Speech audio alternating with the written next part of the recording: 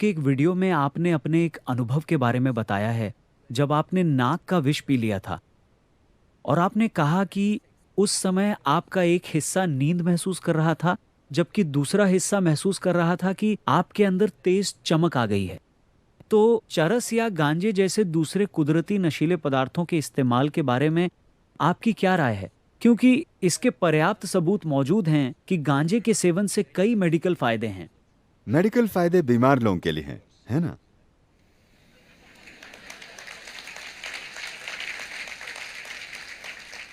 जब लोग बीमार होते हैं तब हम मेडिकल फायदों की बात करते हैं, ना कि तब जब वे स्वस्थ होते हैं, है ना?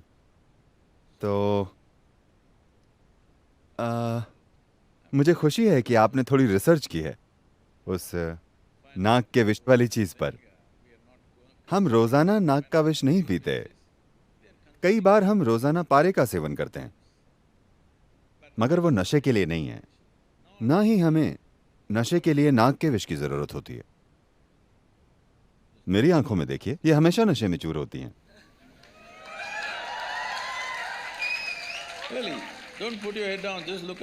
अपना सिर नीचे मत कीजिए, मेरी ओर देखिए। मैं हमेशा नशे में होता हूं।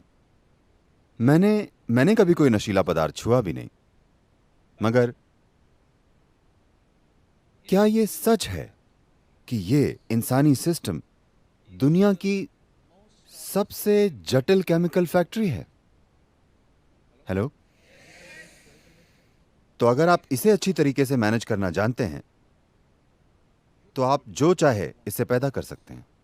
खैर, एक इजरायली वैज्ञानिक था, आपने उसके बारे में सुना होगा क्योंकि आपने इस पहलू पर काफी रिसर्च की है। वो गांजे और न्यूरोलॉजिकल प्रणाली पर उसके असर के बारे में रिसर्च कर रहा था। उसने अमेरिका में अपना शोध शुरू किया। उसके लिए उसे हर साल करीब 15 किलो गांजा मिल रहा था।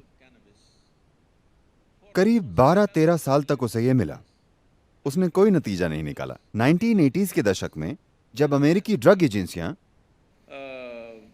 वे एजेंसियां जो ड्रग की तस्करी और ऐसी चीजों के खिलाफ काम कर रही थीं, उन्होंने सप्लाई करने वालों को नहीं बल्कि बाजार को निशाना बनाने की सोची, तो पुलिस गली गली में कार्यवाही कर रही थी। उस समय पुलिस और एजेंसियों ने कहा, इस आदमी को हर साल 13 किलो गांजा मिल रहा है, हर साल। हमें इसकी तरफ से कोई पेपर भी नहीं मिला है, इसे बंद कीजिए। उन्होंने सप्लाई बंद कर दी। फिर वो इजराइल चला गया और दिखाया कि उसने अब तक क्या किया है, और वहां उसे उसकी मनचाही मात्रा में गांजा दिया गया। लगभग 4.5 सालों में उसने निष्कर्ष निकाला। उसने कहा, हमारे दिमाग के अंदर गांजे के लाखों ग्राहक बिंदु हैं, मगर क्यों? तो उसने यह सूचना अलग अलग वैज्ञानिक क्षेत्रों तक पहुंचाई, यह पता करने के लिए कि इंसानी दिमाग में लाखों गांजे के ग्राहक बिंदु क्यों हैं। स्वाभाविक रूप से मानव वैज्ञानिकों ने कहा, शायद किसी समय सारी मानव जाति धूम्रपान करती थी। मगर यह संभव नहीं है, क्योंकि दुनिया के कई हिस्सों में यह पैदा नहीं होता। मगर वहां भी दिमाग वैसा ही है। कई चीजें होने के बाद दुनिया भर में इस बारे में कई मजेदार चीजें हुई। फिर न्यूरोलॉजिस्ट ने बताया कि दिमाग आपसे शरीर के भीतर ही ऐसे केमिकल्स पैदा करने की उम्मीद करता है। वो आपसे धूम्रपान की उम्मीद नहीं करता। ये आपसे वो पैदा करने की उम्मीद करता है ताकि आप हर समय अपने मूड को संतुलित रख सकें। मगर ज्यादातर इंसान निकम्मी केमिकल फैक्ट्री बन गए हैं, या वे बस एक शानदार फैक्ट्री को मैनेज करने वाले घटिया सीईओ बन गए हैं। तो उन्होंने बाहर से नशा लेना शुरू कर दिया है।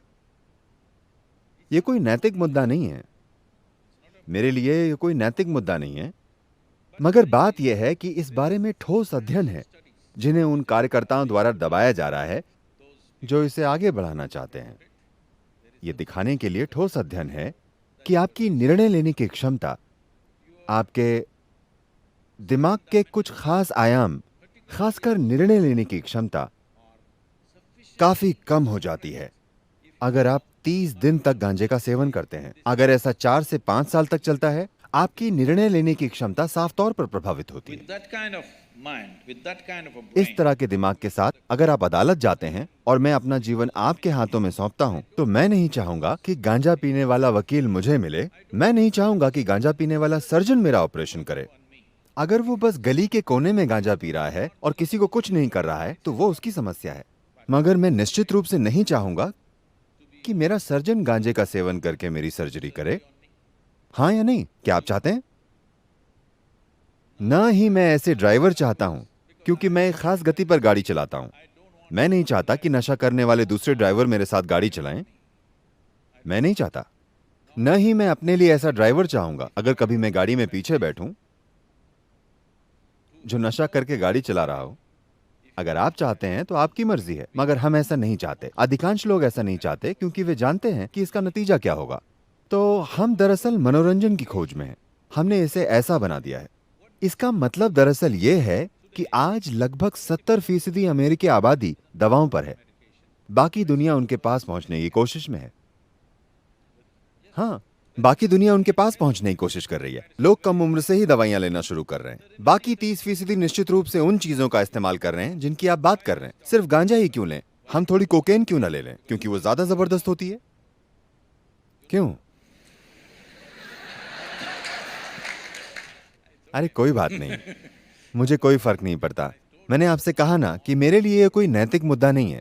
सवाल यह है कि ये आपके जीवन को बेहतर बनाएगा या उसे दबा देगा। ये आपको पूरी तरह आपका जीवन जीने देगा या आपको उसके मुकाबले एक सीमित जीवन बना देगा, जैसे आप अभी हैं या हो सकते हैं।